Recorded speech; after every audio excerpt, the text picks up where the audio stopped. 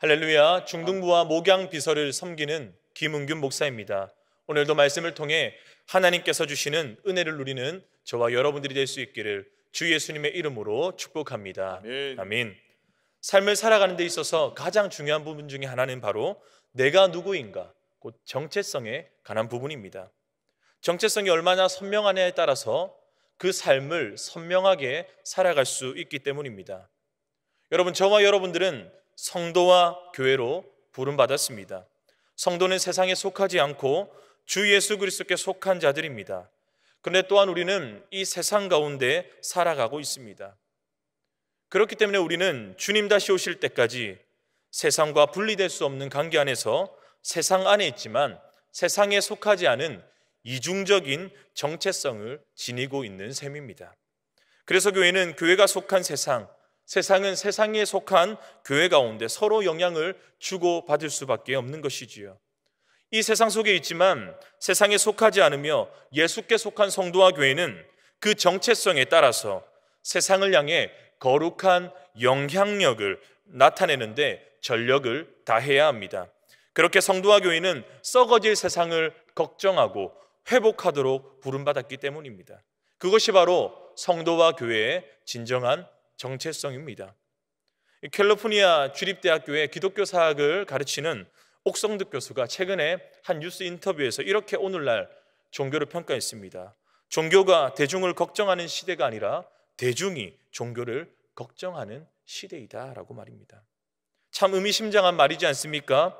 이처럼 오늘날 이제 세상이 교회를 걱정한다는 말을 바꿔 말하면 안타깝게도 교회가 세상을 향한 영향력을 잃어가고 있다 뿐만 아니라 오히려 세상의 영향을 짙게 받고 있다는 말이기도 합니다. 이처럼 세상의 영향력 가운데서 세상을 닮아가는 교회는 교회다움이란, 그리고 성도는 성도다움이란 정체성을 잃어갈 수밖에 없는 것입니다. 안타깝게도 오늘 본문의 고린도 교회는 그들이 속한 세상, 이 도시 고린도에 지나치게 영향을 받아 교회다움을 잃어버렸고 세상을 아주 닮아갔습니다. 고린도는 그리스도의 도시국가 중에 하나였는데 문화와 문명이 발달했고 굉장히 부유한 도시였습니다. 더욱이 철학이 눈부시게 발달했는데 이 철학은 지혜를 사랑한다라는 의미를 가지고 있습니다. 고린도인들은 지혜를 굉장히 추구하고 지혜를 그만큼 자부하고 자랑하는 사람들이었습니다. 이들은 진리와 지혜를 찾는 일을 삶의 구원이자 목표로 삼았습니다. 그래서 수사학이라든지 변론이라든지 변증학을 발전시켜서 진리와 지혜를 찾는 일에 애를 썼던 사람들입니다. 뿐만 아니라 진리를 가르치고 지혜를 가르치는 지혜자들을 스승으로 삼고 지도자로 모시는 일을 기쁘게 여겼습니다.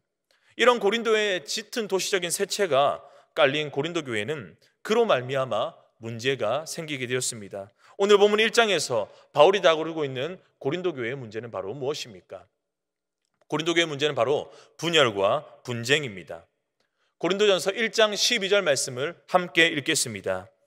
내가 이것을 말하거니와 너희가 각각 이르되 나는 바울에게, 나는 아볼로에게, 나는 게바에게, 나는 그리스도에게 속한 자라 한다는 것이니. 아멘. 고린도 교회는 사도 바울이 2차 선교 여행 때 세운 교회입니다. 고린도에 도착한 사도 바울은 1년 6개월 동안을 고린도에서 사역하면서 그곳에서 교회를 세웠습니다.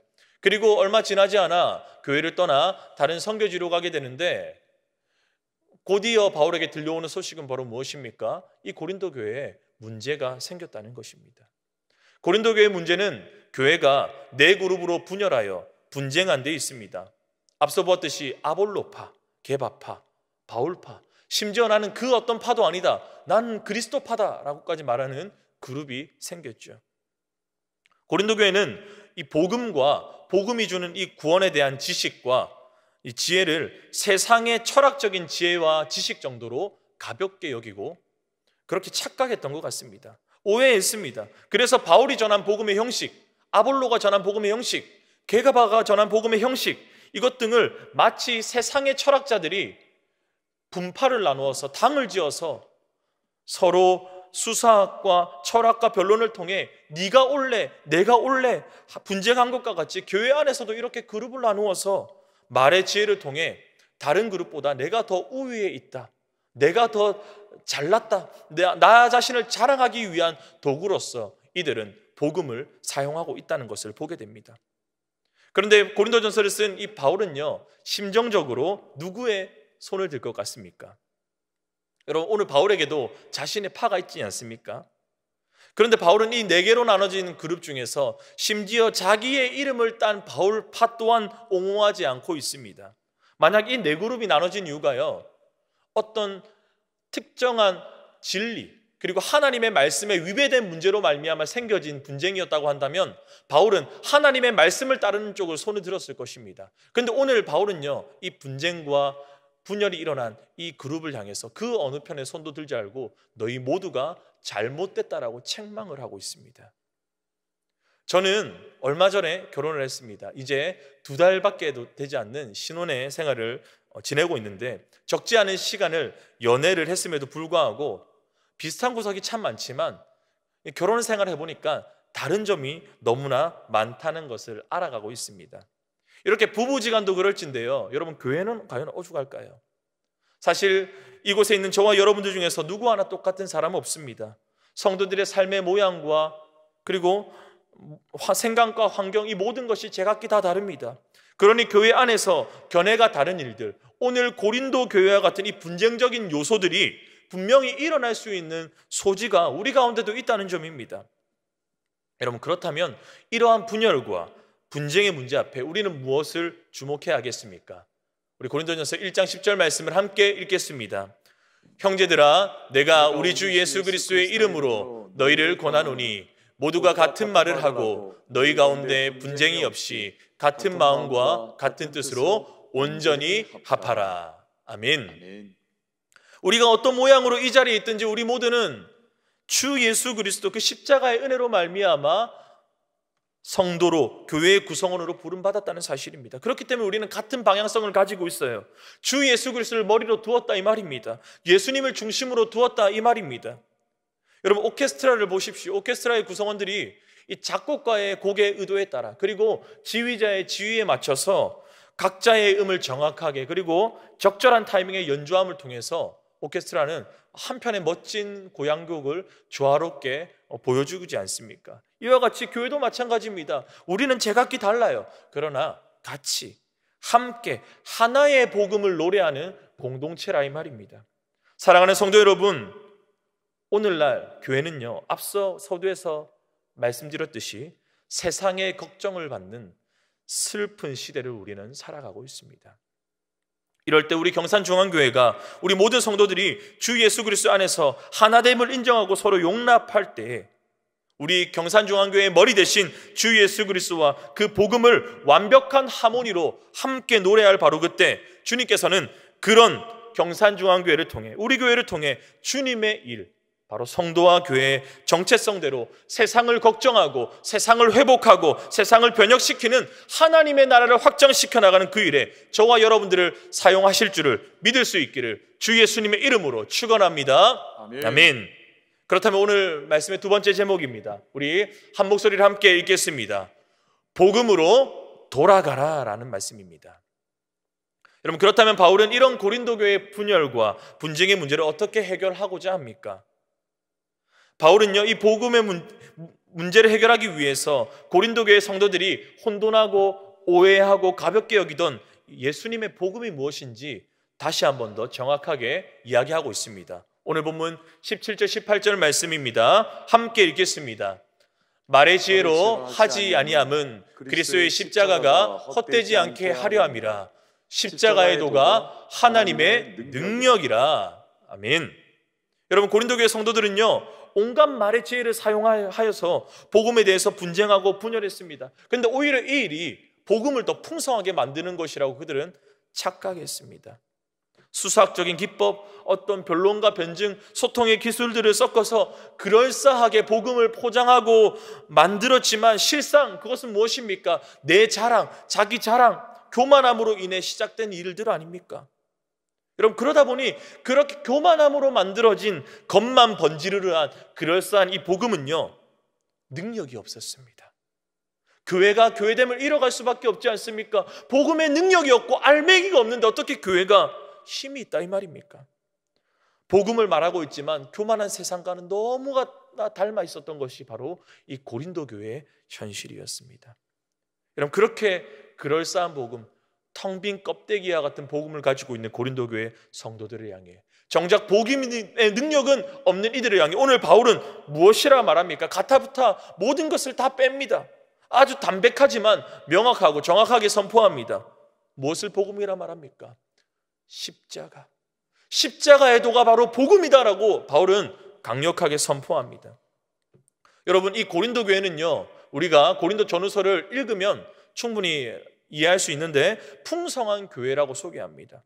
앞서 말씀드린 여러 가지 배경들도 있지만 교회의 영적인 부분 또한 굉장히 풍성한 교회가 바로 고린도 교회였습니다. 고린도전서 1장 5절과 7절 말씀을 함께 읽겠습니다.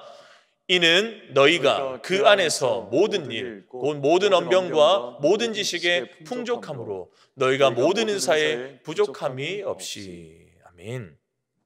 여러분, 어떻게 보면 이렇게 언변과 지식과 모든 어떻게 지혜라든지 은사가 풍성하게 나타났기 때문에, 가진 것이 많기 때문에 고린도 교회는요, 더 드러내고 싶었던, 자기 자신을 더 자랑하고 싶고 교만하고 싶었던 이 분열과 분쟁이 더욱더 과속화됐지 않겠습니까? 여러분, 그런데 이것은요, 고린도 교회 성도들의 착각이었습니다. 여러분, 고린도 교회 성도들이 그들이 잘나서 그들이 뭔가 받을 만한 자격이 있어서 하나님의 복음이 이 고린도 교회 가운데 떨어졌습니까? 그렇지 않습니다. 하나님께서 이들에게 왜 은사와 지식과 언변을 넘치도록 풍성하게 이들이 주셨습니까? 그 주신 이유는 바로 무엇일까요? 사도행전 18장 10절 말씀에 이렇게 말씀합니다. 제가 대독합니다. 내가 너와 함께 있음에 어떤 사람도 너를 대적하여 해롭게 할 자가 없을 것이니 이는 이 성중에 내 백성이 많음이라 하시더라. 여러분, 이것은요, 하나님께서 선교 여행을 하던 사도 바울에게 하신 말씀입니다. 특별히 고린도라는 도시에 도착했는데 사도 바울에게 이 말씀을 주셨어요. 여러분, 이것을 풀어서 말하면 어떤 말입니까? 바울아, 참 자격 없고 교만한 이 추악한 이 고린도라는 도시 가운데, 세상의 영향력이 너무나 가득한 이 추악한 도시 가운데 내가 왜 너를 보낸 줄 아느냐? 이러한 도시 가운데도, 자격 없는 자들 투성인 이 문제 많은 이 도시 가운데도 내 백성이 많기 때문에 그렇단다. 여러분, 이런 하나님의 애절한 마음으로 세워진 교회가 바로 고린도 교회입니다. 추악하고 더럽고 문제 많은 그곳에 도무지 구원받을 만한 자격이 있는 자들은 없지만 하나님의 긍휼하심 그 하나만으로 말미암아 사도 바울을 보내셔서 고린도 교회를 세우신 거예요. 그리고 그 긍휼함에 입어서 하나님께서는 특별히 그들에게 언변의 은사를 주시고 지식도 주셨고 여러 가지 풍성한 은사를 부어주셨다 이 말입니다. 그런데 오늘 고린도 교회 성도들은 어떻습니까? 착각도 단디하고 있는 겁니다. 교만에 사로잡힌 거예요. 여러분, 그래서 바울은 정확하게 말합니다. 오늘 본문 1장 26절 말씀을 함께 보겠습니다. 형제들아, 너희를 부르심을 보라. 육체를 따라 지혜로운 자가 많지 아니하며 능한 자가 많지 아니하며 문벌 좋은 자가 많지 아니하도다. 바울이 이렇게 말하죠. 솔직히 너희 중에 따지고 보면 별로 은혜 받을 만한 자나 은사 받을 만한 구석에 있는 사람이 몇이나 되냐? 다 못난 이들 아니냐? 그런데 너희들을 하나님께서 세우시고 부르셨는데 교만할 건덕지가 너희 속에 어디 있느냐? 분쟁하고 분열할 건덕지가 너희 속에는 결코 없다라고 바울은 이야기하고 있습니다. 사랑하는 성도 여러분, 저와 여러분, 우리도 매 한 가지입니다. 하나님의 그 애타는 심정, 그 열심이요, 당신의 하나밖에 없는 그 아들을 이 땅 가운데 보내어주시고 그 독생하신 아들을 저와 여러분들 가운데 내어주셨지 않습니까? 죄 없으신 그 하나님의 아들을 십자가에 매어 달리게 하셔서 그 아들에게 우리의 모든 죄를 다 전가시키시고 뒤집어 씌우셨지 않습니까? 그래서 대신 죽게 만드셨잖아요. 여러분, 이 십자가로 말미암아 우리의 과거뿐만 아니라 우리의 오늘뿐만 아니라 우리의 미래, 우리의 영혼까지 책임져 주시지 않으셨습니까? 아무 공로 없고 자격 없는 저와 여러분들을 구원해 주시기 위해 우리에게 이 십자가의 복음, 그 십자가의 은혜를 깨닫게 하고 믿게 하지 않으셨습니까?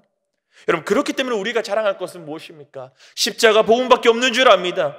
여러분, 혹시나 우리 중에 잠시 저와 여러분들의 시선과 걸음이 우리 자신을 향해 있지는 않습니까? 여러분, 다시 십자가의 그 복음으로 돌아가는 저와 여러분들이 될 수 있기를 주님의 이름으로 축원합니다. 여러분, 거기에 우리의 과거가 있고 우리의 내일이 달려있고 우리의 영혼이 달려있기 때문입니다. 여러분, 오늘 이 저녁에 십자가의 복음, 그 은혜의 복음으로 다시 돌아가는 저와 여러분들 될 수 있기를 다시 한 번 더 주 예수님의 이름으로 축원합니다. 아멘. 그렇다면 세 번째 제목입니다. 바로 복음의 능력입니다. 우리 18절 말씀을 함께 읽도록 하겠습니다. 십자가의 도가 멸망하는 자들에게는 미련한 것이요 구원을 받는 우리에게는 하나님의 능력이라. 아멘. 여러분, 바울이 전하는 복음의 핵심 바로 뭡니까? 십자가의 도. 앞서 말씀드렸다시피 십자가라고 말씀드렸습니다. 십자가에 달린 예수가 바울이 전했던 복음의 모든 것입니다. 더 나아가 바울은 이 십자가의 복음, 예수 그리스도가 하나님의 능력이라고 우리에게 반복해서 말씀하고 있어요. 이처럼 우리의 문제를 해결할 수 있는 길, 교회의 문제를 해결할 수 있는 길은 바울이 이렇게 말하는 거예요. 네가 이 복음으로 들어가 이 복음의 능력을 누려야지만 너희의 문제가 해결되겠다라고 오늘 이야기하고 있습니다. 여러분, 그런데 오늘 말하고 있는 이 바울의 복음, 십자가의 복음의 능력, 이것이 모든 사람들에게 깨달아지고 믿어집니까? 오늘 말씀 보면 그렇지 않죠. 하나님의 능력 자체이고 능력의 역사가 담긴 이 복음이요, 세상의 관점에서 보면, 사람들의 관점에서 보게 되면 미련한 것이고 말도 안 되는 것이라고 사람들은 받아들이고 있습니다. 이상하지 않습니까? 여러분, 23절 말씀을 함께 읽도록 하겠습니다. 우리는 십자가에 못 박힌 그리스도를 전하니 유대인에게는 거리끼는 것이요 이방인에게는 미련한 것이로되. 아멘. 여러분, 십자가의 복음이 멸망하는 자, 불신자들에 해당하는 유대인들과 헬라인들, 이방인들에게 거리끼고 미련한 것이라고 말씀합니다. 여러분, 능력 있는 복음이라고 말하는데 왜 이들에게는 미련하고 거리끼는 것이라고 말합니까? 여러분, 하나님께서요, 하나님의 아들 그 예수를 이 세상 가운데 보내셔서 십자가의 대속의 제물로 죽게 하심으로 말미암아 우리에게 영원한 구원을 이루셨다라는 이 복음의, 이 능력의 복음이 이방인들에게 전해졌을 때, 지혜를 추구하던 고린도인들, 이 헬라인들에게 전해졌을 때, 그것은 사실은 이 헬라인들에게는 별로 이해할 수 없는 일이었습니다. 여러분, 헬라인들에게 있어서 구원, 이 인간을 구원을 줄 만한 이 지혜를 가지고 있는 사람은요, 지혜자, 철인이라든지 영웅과 같은 존재라야 가능합니다. 그런데 예수는 어떤 분입니까? 영웅도 아니고 지혜자도 아닙니다. 그들이 보기에는 로마 제국에 무식하게 대항하다가 로마 제국의 반역자들만 못 박힌다라는 그 십자가에 못 박혀 죽은 무식한 한 팔레스타인의 지역에 일어난 한 젊은 청년에 불과합니다. 여러분, 그러다 보니 이 죄수에 불과한 예수가 이 이방인과 헬라인들에게는 어떻습니까? 도무지 하나님의 아들, 구원자, 지혜자, 스승으로 받아들이는 일 자체가 콧방귀 낄 일입니다. 미련한 일이라는 사실이죠. 한편 유대인들에게는 어떻습니까? 이 예수 그리스도가 십자가에 못 박혔다라는 이 복음, 이것은 어떤 의미를 가지고 있습니까? 여러분, 유대인들은 표적을 구하는 자들이라고 말합니다. 그런데 예수님께서 십자가에 못 박혔다는 사실은 신명기 21장 23절 말씀에 의하면 나무에 달린 자는 율법의 저주를 받았다, 하나님의 저주를 받은 자라고 말씀하고 있어요. 여러분, 그렇기 때문에 이 말씀의 맥락에 의거하면 나무 십자가에 달린 예수는 하나님의 저주를 받은 자입니다. 하나님의 어떤 놀라운 표적이나 메시아의 놀라운 역사나 기적이 아닙니다. 이는 그저 하나님의 저주를 받은 거짓 메시아에 불과하기 때문입니다. 그렇기 때문에 이 예수를 유대인들도 도무지 하나님의 아들이라 인정할 수 없었습니다. 여러분, 그럼에도 불구하고 바울은 오늘 아까 18절에도 구원을 받는 우리에게는 하나님의 능력이 이 복음에 있다라고 말합니다. 그리고 또한 24절에서도 반복해서 이것을 말씀하고 있는데 제가 함께 읽겠습니다. 오직 부르심을 받은 자들에게는 유대인이나 헬라인이나 그리스도인은 하나님의 능력이요 하나님의 지혜니라. 여러분, 이와 같이 바울이 이 십자가의 복음, 이것이 하나님의 능력이라는 것을 강하게 신뢰할 수 있는 근거는 바로 어디에 있었을까요? 그것은 바로 이 능력이란 단어에 우리가 힌트를 찾아볼 수 있습니다. 여러분, 이 능력이란 말은요, 우리가 한 번쯤은 들어봤던 헬라어인데요, 두나미스라는 말입니다. 여러분, 이 두나미스라는 말에서 요즘 이 폭발물, 이 다이나마이트라는 이 영어의 말이 파생되었습니다. 그렇다면 이 두나미스라는 단어가 어떤 의미인지 좀 쉽게 이해가 가시죠? 하나님의 능력은, 이 하나님의 복음은 어떻습니까? 놀라운 폭발력을 가지고 있다라는 뜻입니다. 하나님의 능력이 임하는 곳에는 폭발력과 같은 능력의 역사들이 나타났다 이 말입니다. 그 신뢰를 우리가 사도행전에서 찾아볼 수 있지 않습니까? 사도행전 1장 8절 말씀이 이렇게 말씀합니다. 오직 성령이 너에게 임하시면 너희가 권능을 받고, 여기서 권능이란 말이 아까 말했던 그 복음의 능력과 똑같은 말입니다. 너희가 두나미스를 받는다라는 말입니다. 그러면서 이 능력을 받게 되면 어떤 일이 일어나게 됩니까? 예루살렘과 온 유대와 사마리아와 땅끝까지 이르러 내 증인이 되리라. 이런 놀라운 역사가 복음의 능력에 사로잡힌 이들을 통해서 나타나게 되어진다라고 말씀합니다. 여러분, 이것이 바로 십자가의 도, 복음의 능력입니다. 십자가에 죽으신 예수 그리스도, 그분의 부활을 믿고 주로 고백하는 자에게 이러한 능력이 주어진다라고 오늘 바울은 우리에게 이야기하고 있습니다.